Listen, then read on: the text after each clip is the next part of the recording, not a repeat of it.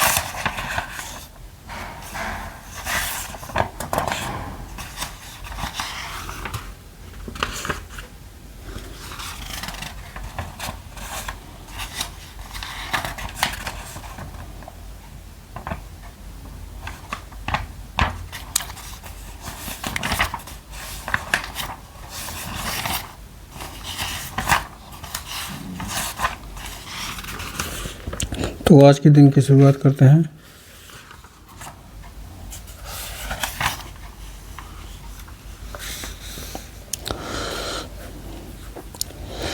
देख रेख यहाँ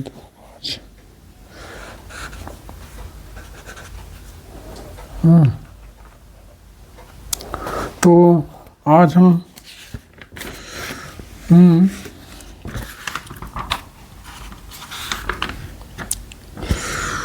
बाल विवाह प्रतिषेध अधिनियम 2006 provision of child marriage act 2006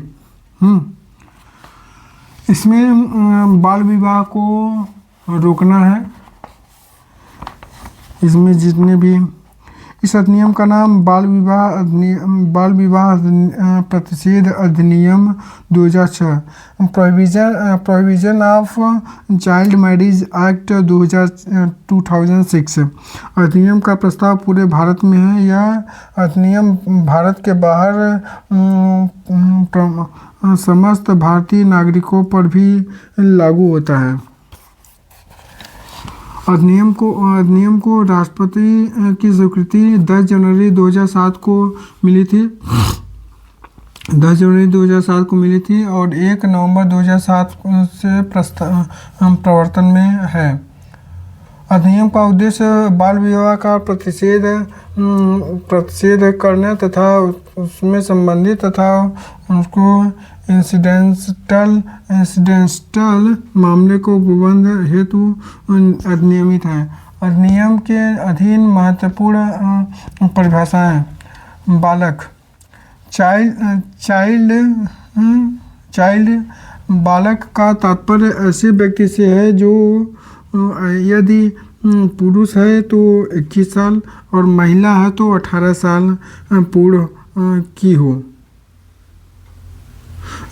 न हो। बालक वो कहेंगे जो बालक उसे कहेंगे जो शादी के लिए 21 साल से कम और 18 साल से लड़कियों के लिए 18 साल से कम वो बालक कहलाएंगे। अगर इसके ऊपर हो गए 21 साल हो गया और 18 साल हो गया तब वो चीज़ें बालक नहीं कहलाएंगे, तब वह अपनी मर्जी से शादी कर सकते हैं। बाल विवाह चाइल्ड मैरिज बाल विवाह ऐसे विवाह होते हैं कहलाते हैं जो कोई बालक लड़का और लड़की दोनों बालक हो।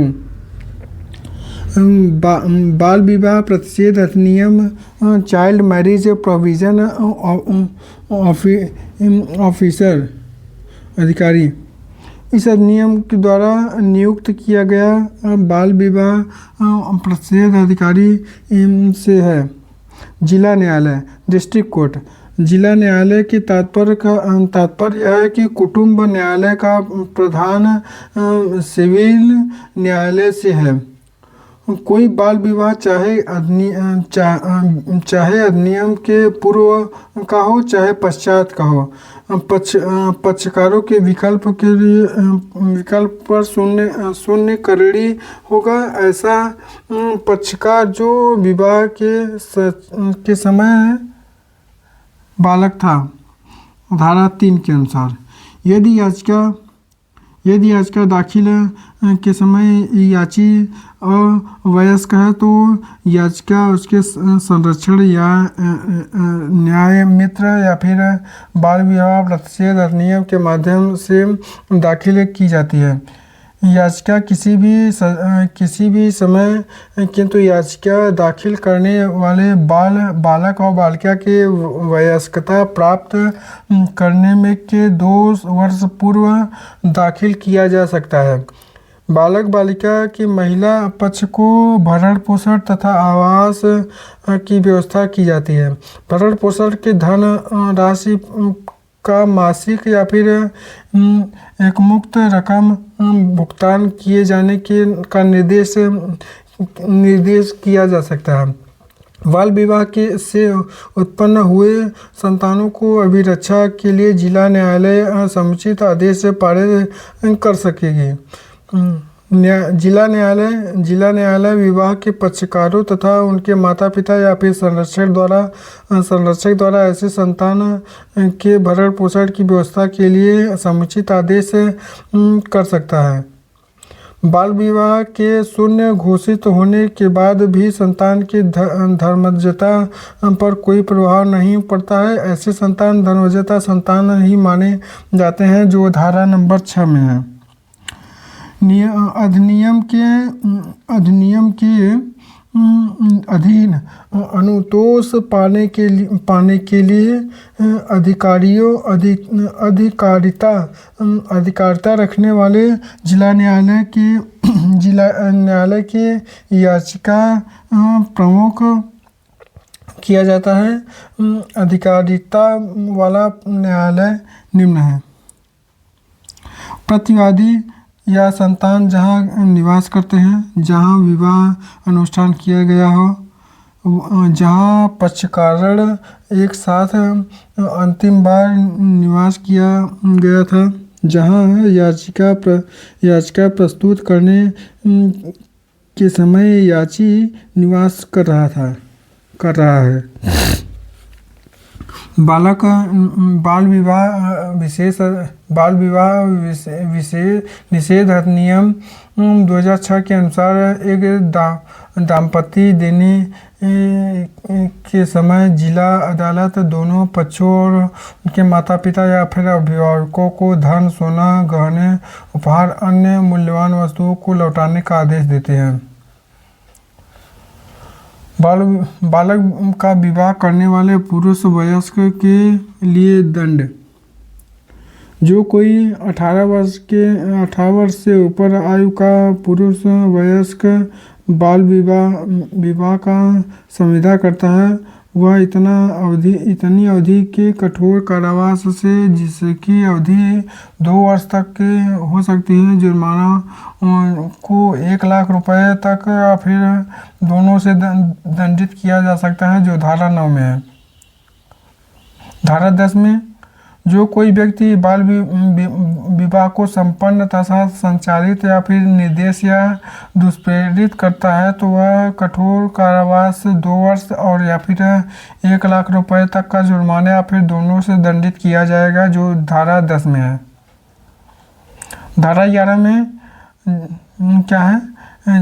जहाँ बालक के पास के माता पिता या फिर संरक्षक या फिर विधि विरुद्ध या फिर वैध व्यक्ति के किसी संगठन का सदस्य ऐसे विवाह को सम्मिलित होने होकर प्रेरित करता है या फिर अनुष्ठान की अनुमति देता है, जो वह 2 वर्ष तक का कारावास और 1 लाख रुपए तक जुर्माना से दंडित किया जाएगा। धारा नंबर 11 में है। निम्न परिस्थितियों में विवाह आरंभ से ही शून्य होता है, जो धारा 12 में है। यदि बालक अवयस्क है और विधि पूर्वक संरक्षक से ले जाया जाता है, किसी स्थान से उसे ले जाने के लिए बल का प्रयोग किया जाता है, किसी बालक का विवाह प्रयोजन के लिए विक्रय किया जाता है, यदि प्रथम श्रेणी के न्यायिक मजिस्ट्रेट या फिर महानगर मजिस्ट्रेट को बाल विवाह प्रतिषेध अधिकारी के आवेदन पत्र पर या फिर किसी व्यक्ति के परिवार या फिर अन्य सूचना से यह समाधान हो जाता है कि अधिनियम क्या उल्लंघन में कोई बालक विवाह व्यवस्थित की गई है, तो न्यायालय व्यादेश जारी कर सकता है। आदेश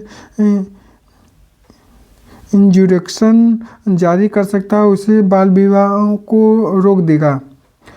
कतिपय तिथि जैसे अक्षय तृतीया पर सामूहिक बाल विवाह का अनुष्ठान का निवारण करने का प्रयोजन से जिला मजिस्ट्रेट को उस समस्त शक्ति सहित बाल विवाह प्रतिषेध अधिकारी समझा जाएगा। जिला मजिस्ट्रेट को बाल विवाह के अनुष्ठान को रोकने तथा निवारण के लिए अतिरिक्त शक्ति होगी।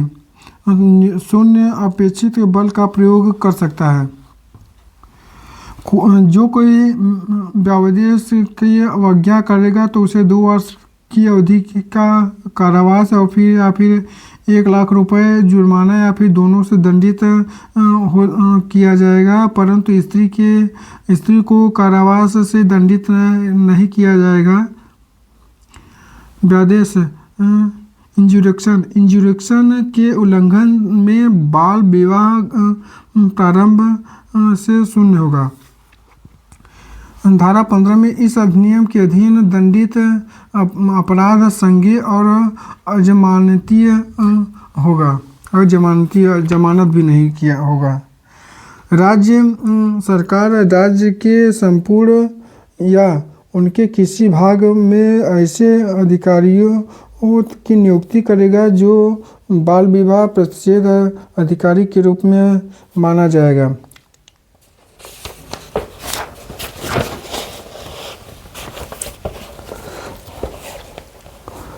बाल विवाह प्रतिषेध अधिनियम के निम्नलिखित कर्तव्य होते हैं। बाल विवाह प्रतिषेध अधिकारी ऐसी कार्रवाई करे जैसे उचित समझे।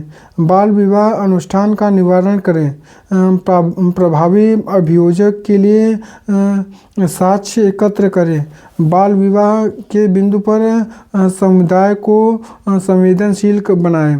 और धारा 18 के अंतर्गत सद्भावना में की गई कार्रवाई को संरक्षण प्राप्त होगा। धारा 19 के तहत राज्य सरकार को नियमावली बनाने की शक्ति प्राप्त है।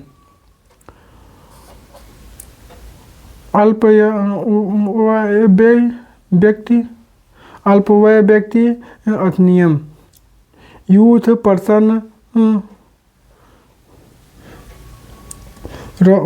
हार्मफुल पब्लिकेशन एक्ट धारा नंबर act 1956। Youth person harmful publication act 1956। यह अधिनियम हार्मफुल पब्लिकेशन एक्ट 1956 कहा जाएगा। अधिनियम को राष्ट्रपति की स्वीकृति 28 दिसंबर 1956 को मिली थी। 1 फरवरी 1957 से प्रवर्तन लागू किया गया है। 1 फरवरी 1957 को। अधिनियम का विस्तार संपूर्ण भारत में है। अधिनियम का उद्देश्य वह व्यक्ति के लिए अपहानिकारक प्रकाशनों में प्रसार को रोकना है। अधिनियम के अंतर्गत कुछ महत्वपूर्ण परिभाषाएं जो धारा 2 में है। हार्मफुल पब्लिकेशन, अपहानिकरण प्रकाशन से तात्पर्य ऐसे पुस्तक, पत्रिका, पुस्तिका, पत्रक, समाचार पत्र या ऐसा ही कोई अन्य प्रकाशन है जिसमें चित्रों की सहायता से या चित्रों के बिना कही गई कहानी जो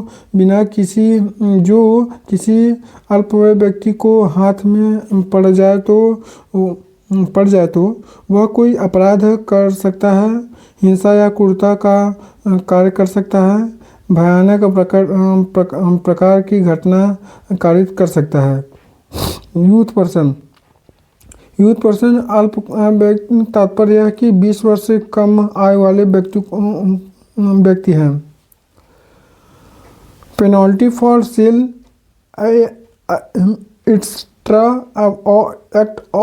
एक्ट ऑफ हार्मफुल पब्लिकेशन जो धारा नंबर 3 में है। यदि कोई व्यक्ति अपहानी प्रकाशन को बेचेगा, भाड़े पर देगा, वितरित करेगा, सार्वजनिक रूप से प्रदर्शित करेगा आदि उपयुक्त प्रयोजन के लिए किसी अपहानिकीकरण प्रकाशन को मुद्रित या उत्पादित या अपने कब्जे में रखेगा, विज्ञापन छपवाएगा, किसी भी प्रकार के अपहानित प्रकाशन किसी व्यक्ति के माध्यम से प्राप्त किया जा सकता है, वह 6 महीने तक की कार्रवाई और जुर्माने से दोनों से दंडित किया जाएगा। इस दोष सिद्ध के बाद न्यायालय उस अपहारित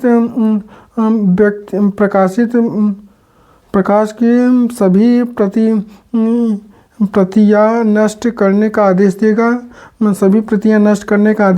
देगा जो न्यायालय की अभिरक्षा में है, सिद्ध दोष व्यक्ति के कब्जे में है। राज्य सरकार किसी भी अपहानीकरण का प्रकाशन को प्रत्येक प्रति को जब्त करने का आदेश दे सकता है।